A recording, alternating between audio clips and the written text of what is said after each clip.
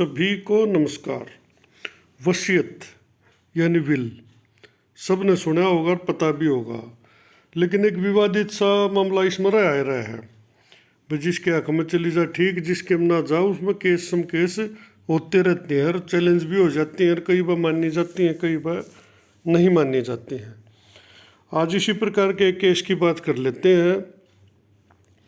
इसमें जो एपिलेंट है सरवण कुमार गुप्ता, मनोज कुमार गुप्ता और राजेश कुमार गुप्ता वर्सेज लालवाड़, जो जिनके पीछे सबके पीछे लालच है। इसमें रेस्पोंडेंट है।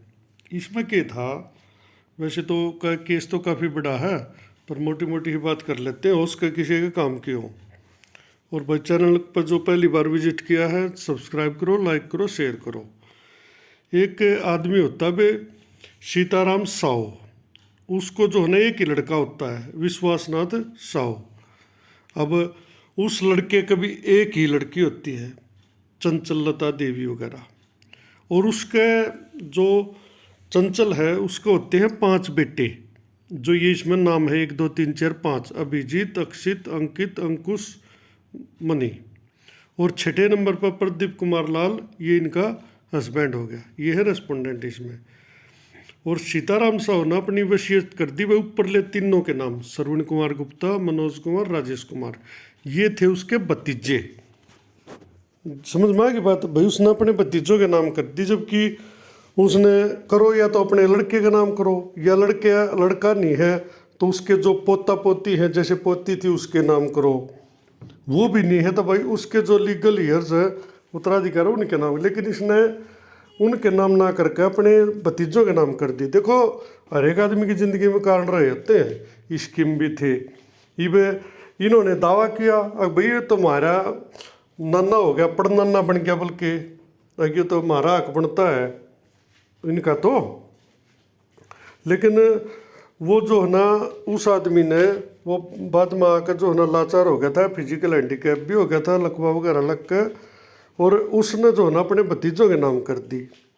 अब इन्होंने उस पर ऐतराज़ किया, विल तो वो करके चला गया 2005 में।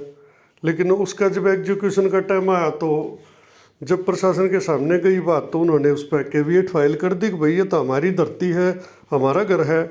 ये तो समझ गए कि नहीं, अभी मेरी माँ उनकी पोती थी और इनका हक बनता, इन बच्चों ने कर दिया, ये वैसे नाबालिग हैं। और प्रदीप कुमार जो उसकी लड़की के हस्बैंड थी, यानी उनके पोती के पति हो गए, ये नहीं मान लो सीताराम की के, उन्होंने दावा ठोक दिया भाई इस पर तो हमारा है, और भतीजों ने अपना दावा कर दिया। यो केस है भाई। अब यो केस जाता है पहले ट्रायल कोर्ट में, क्योंकि प्रशासन ने जब वो विल की बात आई नामकरण की, तो ये पहुंच गए जो ये बच्चे हैं 6 रेस्पोंडेंट जो दिखा रखे हैं मैंने नीचे 1 2 3 4 5 6, ये पहुंच गए प्रशासन के पास, भैया आप इस विल को एग्जीक्यूट नहीं कर सकते, लागू नहीं कर सकते, क्योंकि ये गलत है, वो तो हमारा हक है।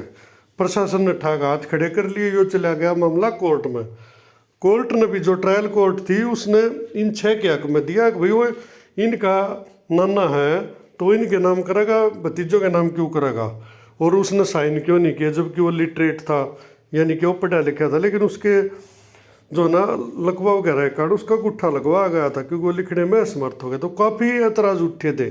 फिर न्यू ऐतराज़ उठे भाई 2 गवाह क्यों नहीं आए, एक क्यों आया, फलाड़ा झगड़ा, मतलब कुल मिलाकर ट्रायल कोर्ट ने भी वसीयत नहीं मानी थी और इनके अगेंस्ट फैसला दे दिया था। और जो रेस्पोंडेंट अच्छा इनके हक में दिया था। उसके बाद चला जाता हाई कोर्ट में मैटर, झारखंड एट्राची MA नंबर 54/2012। वहाँ पर जाकर इसमें सारा चीज़ें वो देखते हैं शुरू से आखिर तक, क्योंकि हाई कोर्ट, सुप्रीम कोर्ट तो और भी बारीकी से देखता है। ये केस काफ़ी लंबा है, ये तो मैंने इसलिए तो क्योंकि सारी बातें समझ में आती भी नहीं सबकी, और मेन है स्टोरी समझ में आनी चाहिए, मुद्दा समझ में आना चाहिए, ताकि किसी के काम आ सके। इसमें कोर्ट ने आखिर में कह दिया है कोई ज़रूरी नहीं है कि भाई कोई आदमी अपने ही जो लीगल हेयर हैं या बच्चों के नाम ही कराओ ना, उसका अगर नहीं जी करता या कोई कारण रहे हो तो वो किसी और के नाम भी विल कर सकता है। और एक जगह तो इसमें ये भी लिखा है भी कोई ज़रूरी नहीं है विल को रजिस्टर्ड कराना भी। लेकिन एक बात और क्लियर की है इन्होंने, भाई विल में अगर कोई गलती है, जैसे उस आदमी ने खुद साइन ना की हो या 420 करके बनाई हो, तो वो साबित करना आरोप लगाने वाले का काम है, जो आरोप लगाता है उस विल पे। जिसने विल बनाई है या जिसके हक में गई है उसका काम नहीं है, उस दूसरी पार्टी का काम है कि उसको साबित करे। In view of the above stated position, ये ऊपर काफ़ी केसेस का हवाला दिया है। Position of law, there was a presumption in favour of the due execution of the registered will which has been duly proved by the two witness as discussed above. इसमें दो जो गवाह थे वो आगे थे और उन्होंने प्रूव कर दिया था कि भाई हमारे सामने यह हुई थी will. It is an admitted position that the testator had suffered A paralytic attack. भाई ये मानने वाली पोजीशन है कि भाई जो टेस्टेटर यानी वसीयत करता उसको पैरालाइज जो अटैक मैंने पहले बताया था वो हो चुका था।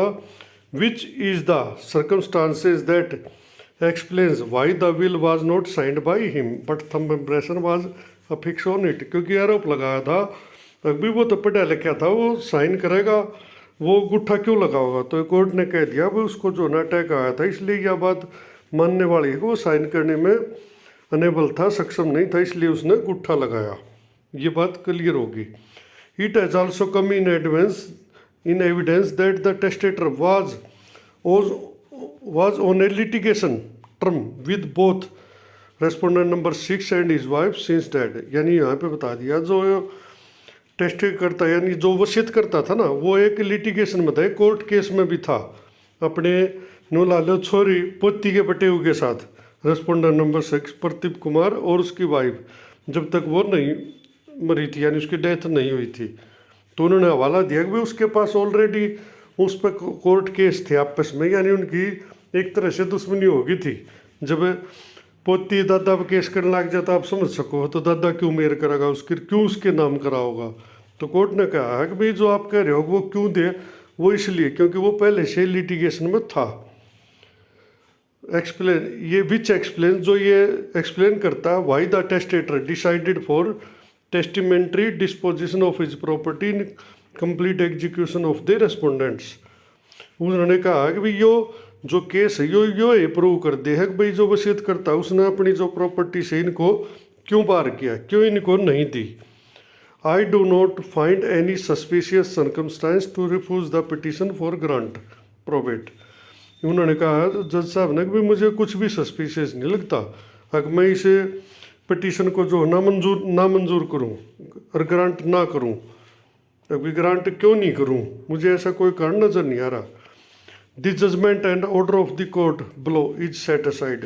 इसलिए जो पैरडी कोर्ट का ऑर्डर था जो इस वसीयत के खिलाफ था वो उन्होंने सेट असाइड कर दिया। और साथ में एक ऊपर कमेंट भी किया था कि भाई किसी भी कोर्ट को ये हक नहीं है कि वो किसी वसीयत करता जो कि अब इस दुनिया में नहीं है और उसकी आखिरी इच्छा होती है वसीयत तक भाई मेरी प्रॉपर्टी इसको दी जाए, तो किसी भी कोर्ट को ये हक नहीं है कि वो उस आदमी का हक छीने जो उसने अपने जीते जी किया है।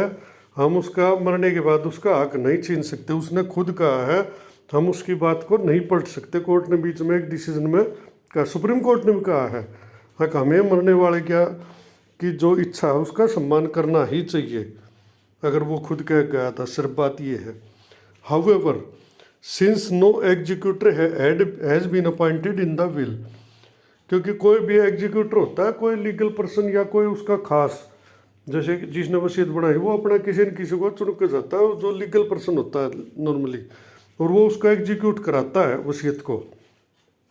लेकिन इस केस में कोई भी एग्जीक्यूटर अपॉइंट नहीं किया गया था वसीयतकर्ता के द्वारा। Therefore a letter of administration to be granted with certified photocopy of the will annexed is granted. इसलिए जो ना जो प्रशासन का जो पत्र होता है वो उसको अलाउ किया जाता है सर्टिफाइड फोटोकॉपी प्रमाणित कॉपी के साथ। The formal letter of the administration as per schedule 7 of Indian succession act shall be issued by the court below. The original will shall remain in the safe custody of the learned court below। और जो original copy है उसकी will की वो उनकी safe custody में रहेगी भाई कोर्ट की। Till all formalities for administration of the estate have been completed. जब तक कि प्रशासन जो है ना इस विल की जो भी फॉर्मेलिटीज यानी कि जिसके जो कुछ नामकरण है, कब्जा देना है, वो ना हो ले estate distributed the matter is sent back to the court below. इसलिए ये मैटर जो है ना वापस उसी कोर्ट के पास भेज दिया गया for completing of all formalities according to law. और इसलिए कि वो जो है ना कानून के अनुसार जो भी फॉर्मेलिटीज इसमें बाकी हैं वो, तो कुल मिलाकर अपील को अलाउड कर दिया और कह दिया कि भाई इसके साथ वाकई में ये दुर्घटना हुई थी, भाई वो पैरालाइज हो गई इसलिए साइन नहीं कर पाया। दूसरी बात, जो इस आदमी की पोती है, आज सन तो देखो डेथ होगी उसकी तो, और बाद में बेटी की भी होगी, ये हो गए बेटी के बेटे एक तरह से। उन्होंने कह दिया भाई इनके साथ ऑलरेडी जीवन में जीते जी ही उनके साथ कोर्ट केस चल रहा था, इसलिए उन्होंने इनको नाम नहीं किया। और जो नेफ्यूज़ हैं जिन्होंने उस आदमी की आखिरी समय पर सेवा की, उसने अपनी सारी संपत्ति उनको नाम कर दी, ताकि क्योंकि भाई उन्होंने उसकी सेवा की। ये बड़ा आदमी हर लाचार हो गया, उसकी जो सेवा करागा वो उसके लिए सब कुछ हो जाएगा। और भतीजे भी तो है, तो उससे के भाई के बच्चे, ये थोड़ी है कि वो कुछ अलग हो गए। तो भाई कुल मिला के बात के है कि वसीयत आदमी किसी के भी नाम कर सके है, वो उसकी अपनी इस मर्जी होती है कि वो अपनी संपत्ति किसने देगा जा, बस वो थोड़ा एग्जीक्यूशन का फर्क रह जाता है। कई बार कोई रजिस्टर्ड नहीं कराता और कुछ नहीं कराता था, बाकी केस तो देखो पड़े जहाँ है। ये भी 2006 का केस सर 2022 में निपटा है। इस टाइम तो देखो भारत जो सिस्टम है ना अपना, उसमें लगता है। बाकी आखिरी बात यह है, वसीयत पूरी तरह से मान्य होती है और कोर्ट भी कहती है कि भाई इसका हमें सम्मान करना चाहिए। बस फर्क इतना है फर्जी वसीयत ना हो, भाई फर्जी साइन ना हो, कोई फर्जी डॉक्यूमेंट उसके साथ ना लगाओ। तो ये अगले वाले के लिए भी है। थोड़ी सी बात और बता दूं, जो वसीयत करा हुआ है सबसे पहले तो पूरी फॉर्मेलिटीज़ के साथ, जो कानूनी प्रक्रिया उसके साथ कराओ। दूसरी बात, गवाह मेन होते हैं। गवाह को पूरे अपने विश्वास का जो आदमी है ना, आप उसी को गवाही के रूप में लो, क्योंकि जब भविष्य होता है तो खुद आपके जो उत्तराधिकारी हैं उनको दिक्कत इस मामले में आती है। तो भैया छोटी सी अपडेट थी वसीयत के बारे में, ऐसे पढ़ते पढ़ते सामने आ गई थी।